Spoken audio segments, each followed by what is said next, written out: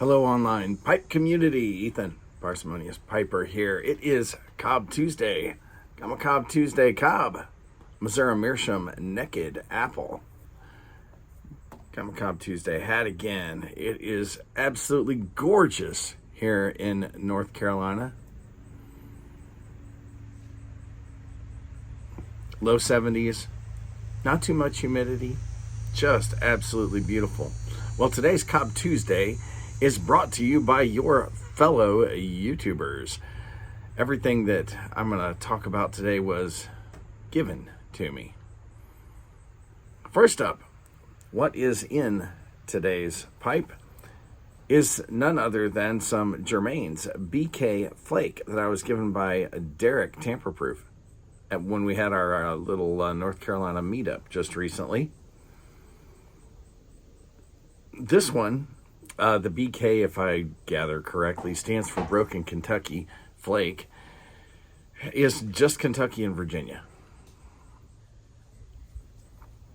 And I love Kentuckies. Kentucky is my favorite, my single favorite component, even though my two favorite blends don't have any of it in it. That's another story. This is absolutely delicious. Now, I don't know how much age this tin had on it. I couldn't figure out a date on it. But it had some. It definitely had some, because when I opened this, the papers on the inside were that rich, deep brown yellow that had been in the juices, absorbing the color for quite some time. At least long enough to give it a little bit of age, because the thing that hits you right when you open that up was a deep, rich sweetness. The kind of dark fruit or fermented fruit sweetness that you get from plums or figs, that kind of thing, not a bright, sugary, honey type sweetness. This fly is going to drive me crazy.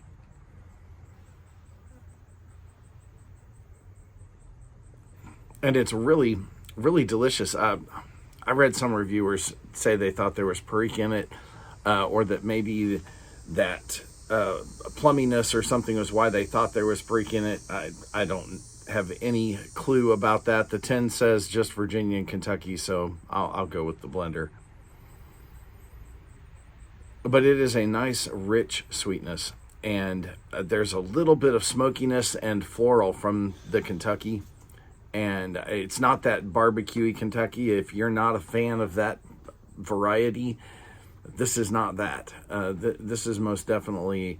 it's still smoky. It's got that part of the Kentucky profile, but it's the floral version, the lighter, kind of like what you'll get in, say, a San Sepolcro or some of the other Italian Kentucky blends, and even dry cigars,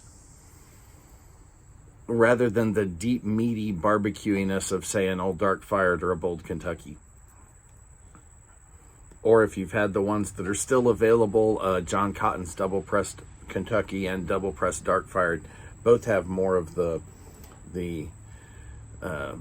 barbecue-y side of Kentucky's. All right, come on. Thank you, Greg. Another YouTube gift. So I would say, for those of you who like aged Virginias, this is going to be one you want to try. If you think that you don't like Burleys or Kentuckys, this might be one to try, because that's not. This is really pretty well balanced. This is not a Kentucky blend like I really love. It is a very well balanced blend, and I do really like it. That said, where do I rate this? This is easily a 4-star. Why, when it doesn't have the kind of Kentucky prominence that I really like? Because it's just really delicious. it has a deepness to it, a richness to it that I don't get from a lot of Virginias unless they have some age on it. And I have no idea what kind of Virginias they have in here. They just say, air and flue cured. But they are absolutely, absolutely fantastic. Very tasty stuff. Moving on to just a very, very quick Yabo. I had commented either on Instagram or here in one of my videos a while back that my old OtterBox iPhone case was falling apart, and that I had just been super gluing it back together again and holding it on by the edges for so long that it was time for me to replace my case. Well, one of our community members saw that and told me, hey, I've got a case that you might like. It's not an OtterBox, but it's one of those similarly rugged style. And so Garrett of Smoke Snacks sent me a case for my iPhone. Let me show you a couple pictures here of what it looked like before. Yeah, you can see there's a couple layers of super glue holding that together. Isn't that pretty? Now look at the new case. Nice and rugged. Here you can even see that it's got a magnet built into the back, and that's I use magnetic holders in my cars, so which Garrett couldn't have known beforehand, but it works out just absolutely fantastic. Thank you so much, Garrett. Of course, being Garrett, he also threw in a couple of extras besides what he told me he was sending me, and I have not tried either one of these. This is Freiburg and Trier's Special Brown Flake. It says it's a medium Virginia, and that's the same kind of thing that I just finished smoking in that Germain's. A nice medium Virginia with some age on it. I'm looking forward to giving that a shot. And he sent me a box of Toscano Classicos. Now, I have never had the full-length Toscanos. In fact, I don't believe I've had the shorter Toscanos either.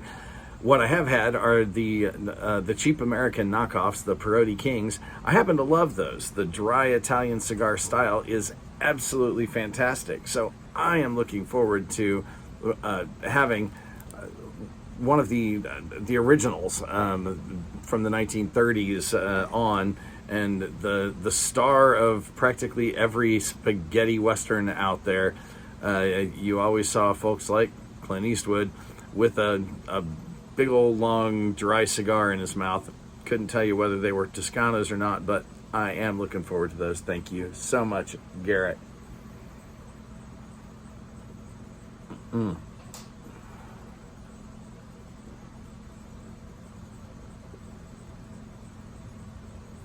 That BK Flake really, really is delicious stuff.